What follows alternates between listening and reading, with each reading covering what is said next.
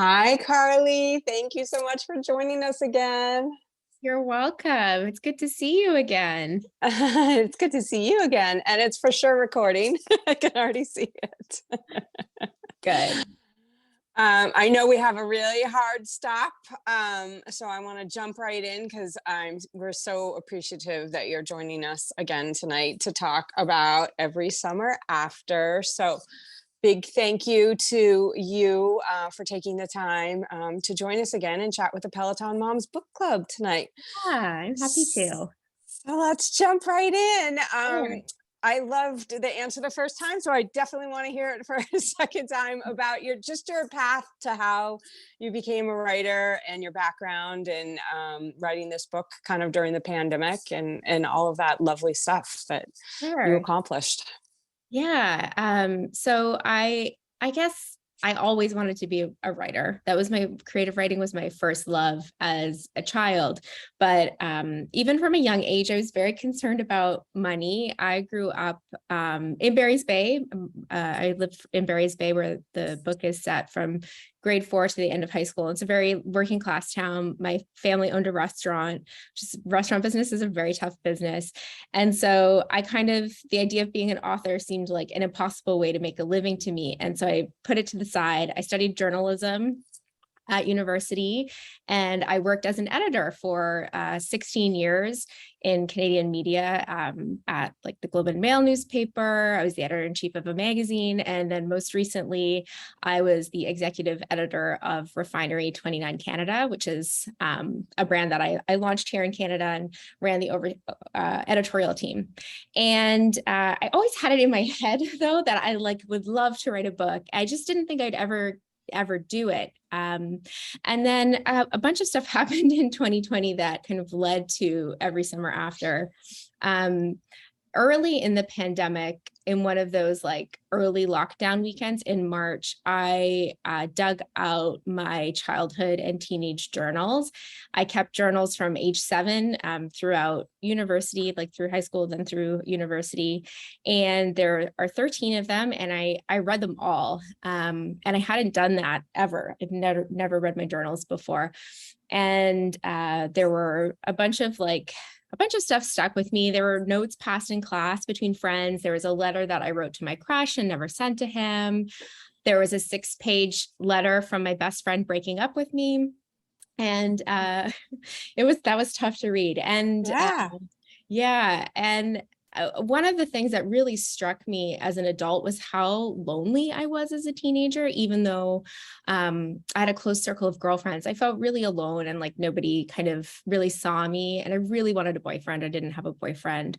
So I had read all that at the beginning of the pandemic. And then my husband, and I have 2 sons, but at the time I had 1 son, my son and I stayed near Barry's Bay at a cottage for the entire summer. Because my parents sold our house on the lake over 10 years ago, but we still rent this cottage every year. And in 2020, the owner, who's American, couldn't cross the border to get to Canada because the border had closed down during the pandemic. And so he let us squat there for July and August. So I was working from the cottage on the lake and feeling like very nostalgic for the summers of my youth. I grew up like pretty much exactly like Sam in the book. So in the bush, down a dirt road, on the lake. I would read all day on the dock, swim. In the evenings, I'd work at my parents' restaurant, and cottagers kind of came and went from our lives with the seasons, really. And so I was feeling very nostalgic for those days. I think I had also all those childhood and teenage journals in the back of my head. And then one day I got off a very stressful work call, and work had been very intense. I would say for the last 4 years of my career, the higher I rose, the kind of more stressful it became. And it was particularly brutal in 2020. And I got off the phone. I was like, that's it. I'm going to write my book. I'm going to write a book. I'm going to finish it by the end of the year. Like, I need to do something for myself. I need to do creative work for myself. I'd never done that as an adult. And so I started writing Every Summer After, like, I don't know, a couple days later. I think I didn't know exactly what the book was going to be, but I knew that I wanted to set it in Barry's Bay and look at like kind of the relationship between somebody who lives in the town or is from the town and a cottager. Right. And I knew that I wanted to look at like young love from an adult perspective.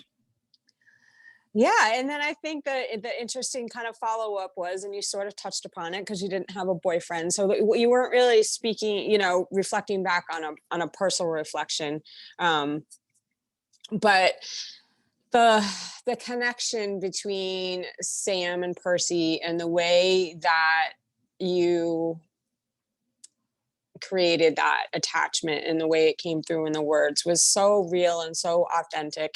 Yeah. And I think we had talked about kind of some of the authors that you because you took a break from reading for a long time while you had your journalism career, which is really interesting.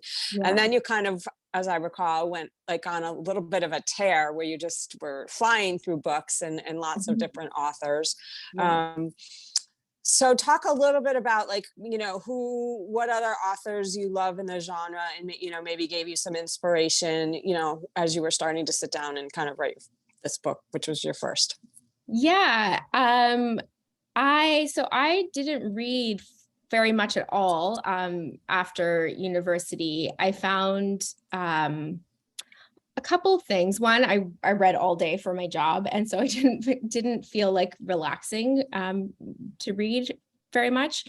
And also, I guess like there was, especially working in media, there is this idea of the books you should read, and the books that everybody's talking about. And I felt like I couldn't keep up with the reading world, and that I didn't really relate to it. And so, there were like some authors that I would like find them and then I'd read all their books. Like I went through an Ian McEwan phase, and I went through a Curtis Sittenfeld phase. So I love Curtis Sittenfeld. But then in 2019, I had a really bad case of kind of insomnia, like work stress induced insomnia. And also I was sick for like months on end. My son was in daycare and we were just sick all the time. And I was like, there was 5 months. Yeah, passing it back and forth. Being sick and not sleeping and being really, really stressed about work. And we were covering at Refinery 29, the TV show, or the movie, sorry, the Netflix movie, To All the Boys I've Loved Before. And I had watched that and I loved it. And I was like, well, I should read the book because I love YA. And so I read that book, and then I read all of the books in that series. And I read the Summer I Turned Pretty series, also by Jenny Han. And that just like kicked me off into this like reading. I think I read over 60 books that year. It was like started with YA. So it was like Jennifer Niven and Nicola Yoon. And then that kind of seeped into romance. So it was like Colleen Hoover and Christina Lauren and Sally Thorne. And I just read and read and read. And then with this book, I think like there's a few books to me that are like the top of the list for inspiration. One, like the two that people that are most cited is Love and Other Words by Christina Lauren and The Summer I Turned Pretty. But then I would also say like Summer Sisters by Judy Blume. I read it for the first time while I was writing this book. And there's another book called Words in Deep Blue by Crowley. She's an Australian YA author.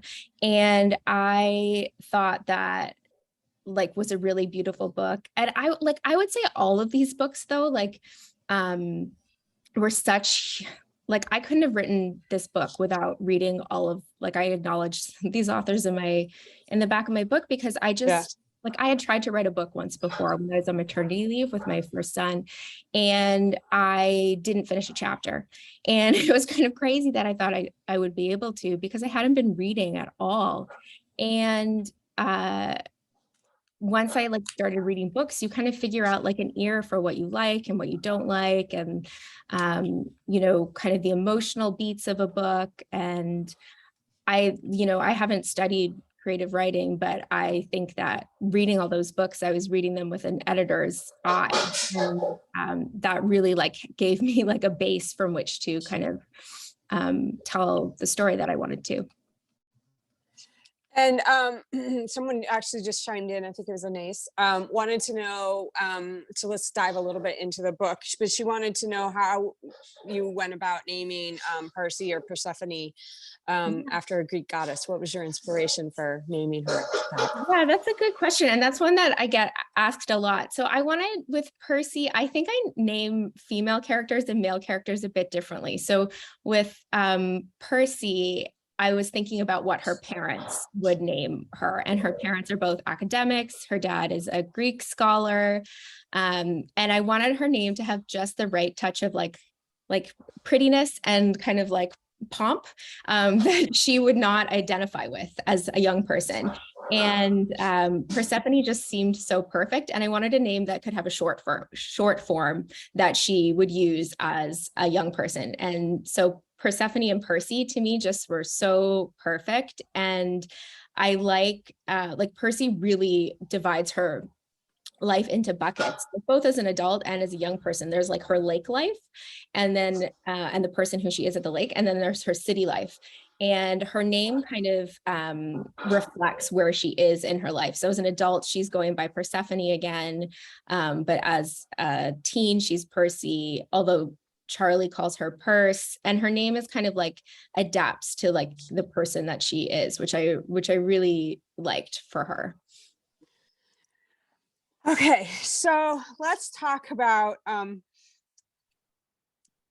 of going back, like reflecting back, right? So Percy is brought back, to where she spent her summer due to kind of the passing of, I don't think we're going to spoil anything too much by saying this right now. Yeah. The passing of Sam and Charlie's mother. And, I think it's safe to say that she was really kind of struggling in her adult life, right? She really wasn't, she wasn't connecting at work. She had a one really good girlfriend. She really struggled with relationships. And so she goes back and, starts digging into kind of, as you said, kind of your youth. And so I think while you said that you didn't necessarily have inspiration, because you didn't necessarily have a high school boyfriend to reflect on, it does seem a little bit like you were looking for a little bit in your life at that point in your life. Is that kind of fair to say? And that's totally true. I think Percy thinks she's doing really, like, she's doing the best she can. Like she's like, being a therapist, and she's like kicking ass at her job, but she's like really like suppressed this incident that happened, this mistake that she made, and she is like abandoned this part of her life. She hasn't confronted it, and she's let go of like her creative writing love. And it's funny because when I was writing that about Percy, I did not connect that with myself very, very much at all, but it was like definitely a parallel. And I think like, one thing that I thought about a lot during 2020, while like Percy and Sam's story is their story, I like certainly have people who have come and gone in my life who like you think about. And one thing I was doing at the beginning of the pandemic was like sending people emails to be like, hey, I haven't talked to you in like forever. Are you okay?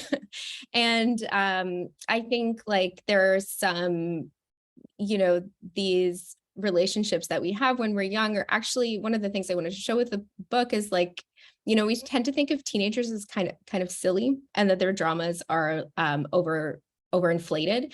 And I think though actually those relationships are really important, and even if they aren't ones that like last into your adult years, they still kind of shape who we are. And yeah, that's something I wanted to explore with the book.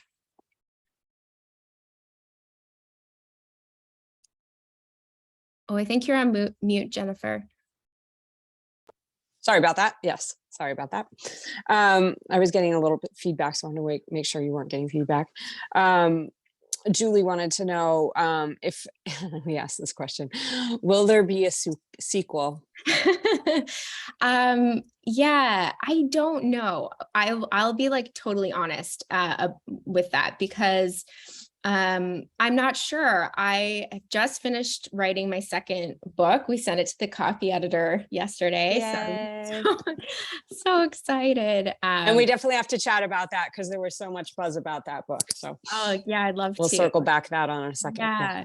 Yeah. And, my editor and I, even before she acquired the book, had talked about whether there are more books kind of in this world, because I certainly think there are characters. Obviously, Charlie is the person that everybody asks about, although I've had people ask about Delilah, people ask about Sue, and I was like, guys, I don't know if we want Sue's story. This is not happy at the end. But anyway, yeah, so, and I think when we first discussed it, I did not have an idea that I felt strongly about for a book, another Every Summer After world book.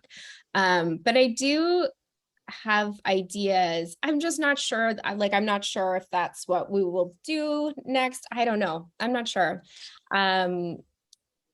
It's interesting because some people really, Charlie is the character people ask about, but some people really, really dislike him. So I'm just not sure. I am glad that the book that I have written it's not a sequel. It just, I don't think I would have been able to do the story justice so quickly. And to give those characters some time to breathe. It would be hard for me to see doing a sequel where it's like Sam and Percy again. Because for a full book, maybe never say never, but I feel like they've gone through a lot. We should just let them be happy, because if there's another book, you got to put them through something. I don't know if I want to do that. Yeah, I think they have gone through a lot. And again, I'll try to avoid a spoiler, but I think one thing after we finished our chat that I was really thinking about, and I kind of wish I had asked you about, was the decision that Charlie was the one that called Percy to let her know that she needed to come home. Yeah. Was that, at what point did you know that he was gonna, that was gonna unfold? As soon as I started writing the book. Okay, interesting. Yeah. And did you always know what was gonna happen with Charlie and Percy? Okay. Yes, I knew that from the start. I would say that is it's called a twist, but I don't consider it a twist. I think it's a reveal of what happened. It's definitely hinted at, I think, from the beginning. Yeah. But there was a part that came after the reveal that is a bit of a twist. And that I didn't know until I got to it. Okay. And that, yeah. Just so let's very vague terms. I feel like everybody has read the book, but I always hate to have too many spoilers in case anybody's anybody hasn't. But hopefully that answers people's question, because people kind of wanted to know with that. So let's talk a little bit about your next book, because people got excited about it. So I want to make sure we have time to cover that. And I also want to be conscious that we have 10 minutes to go. Yeah. So it is called Meet Me at the Lake. And it is a love story. It is about Fern and Will, who meet by a chance encounter in their early 20s, just as they finished university or college, as you would say in the States. And so they meet in the city, and they end up spending a whole day together, wandering kind of through the city. And they kind of, have this great connection. They talk a lot about their futures. They share their kind of secrets to each other, and they make a pact to meet 1 year later. And Fern shows up and Will doesn't. And 10 years in the future, Fern is working, she's gone back home to run her mom's lakeside resort. The place is in really rough shape. Her ex-boyfriend is the manager, and she's she needs help. And in walks Will, who she has not seen since that one day 10 years ago, with an offer to kind of help her out. And so she's kind of trying to, like, he's totally different from the person that she met 10 years ago. And she's kind of trying to figure him out and whether she can trust him, and is pretty sure he's kind of keeping a secret. And so the book goes kind of back and forth between that one day where they meet as 20 somethings, and this summer that they are at the resort together. And there's this like really great cast of characters at the resort. It's like a Dirty Dancing style, like old resort with cabins on the lake, and like an end of year talent show and dance. And then there's also this like series of diary entries from the summer of 1990 where Fern's mom becomes pregnant with her. And so it's telling the story of Fern's mom's romance, which Fern doesn't really know anything about. And so it's about like, it's kind of about finding ourselves, our life kind of like not turning out like how we imagined. And I think I'm really excited about it. I think I love Will and Fern. Fern's kind of a badass, and there's a great friendship storyline, and I'm excited about it. Yeah, we were so excited. Oh, just make sure I'm not muted. Yeah, okay. It got such a response, and I love that you were able to kind of, get your second book kind of, sorry, my puppy is like so totally cute. So cute. It's like bewitching hour for her. But I love that you were able to kind of, push through and get that second novel, and it came so easily. It sounds like it didn't. For you. Oh, it didn't. Oh, good. Well, you're so passionate about it. So once you got there, it must have been really great because and your first one, kind of just spilled out of you, which was so fantastic. And it's just so great because I feel like, sometimes that second one is so hard, but you seem so passionate about it, which is awesome. I am so proud of it. I'm just so proud that it's, I think if you I wrote one book and then it was like, was this a fluke that I could write one book? And I remember before I started writing Meet Me at the Lake, going through the notebook I had kept when I wrote Every Summer After, going, how did I do this? Like, I don't even know how I did this. And so it was difficult. And I think the other thing is I wrote Every Summer After for myself. I did not, when I set out to write it, I didn't have the intention of publishing it. I wanted to write it for myself to show that I could do it.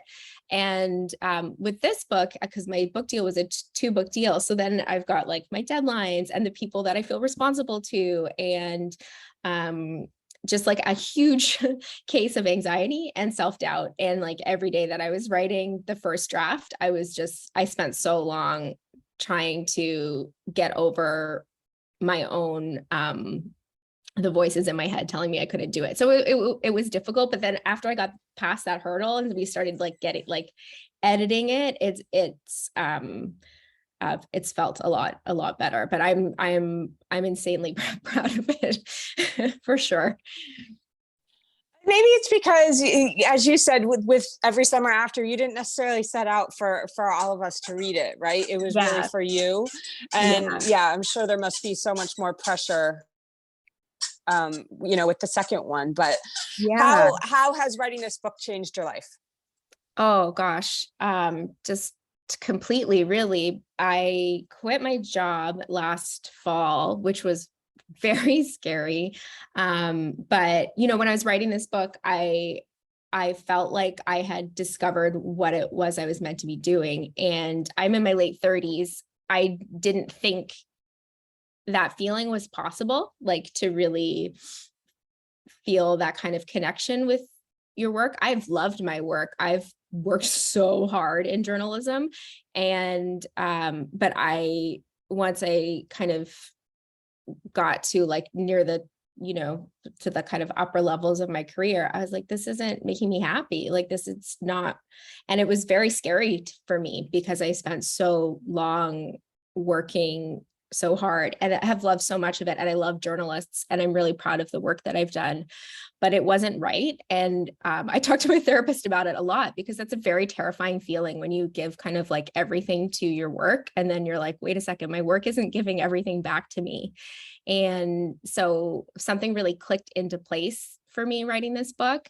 And I remember, I started writing it when I was at the lake, and I went for a walk in the bush. And I thought to myself, if I could do this full time, if in 10 years from now, I could figure out a way to structure my life so I could do this full time, I would be so, so happy.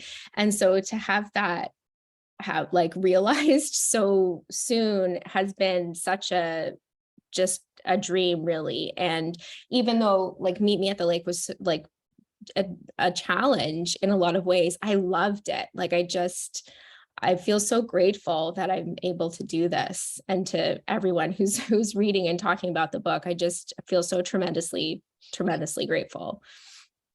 Yeah, it's so awesome and so heartwarming. And I think we have 3 minutes. So I think, as I said before, this book exploded in our group, just absolutely exploded. It was like overnight, everybody was talking about it. Everybody was recommending this book, which is So scary. No, I loved it. I love it when it's like a new author and nobody everyone's like, oh, I've never heard of it. I'll grab it. And then, you watch it and it was just spiraling, and it's just been so lovely. And it couldn't have happened to a nicer person, because again, you were so gracious when we had the recording snafu to take time out of your really busy schedule. So we will completely continue to recommend this to everybody and anybody, and we can't wait for the next one. And remind everybody when it comes out next summer, right? May 2nd. Yeah. May 2nd. Yeah. So it'll be our beach read for 2023. Thank you. Thank you so much. And thank you, everyone. Thank you again. And hopefully we can chat with you next year. Yes. Have a great night. Thank you so much. Thanks. Bye. Bye.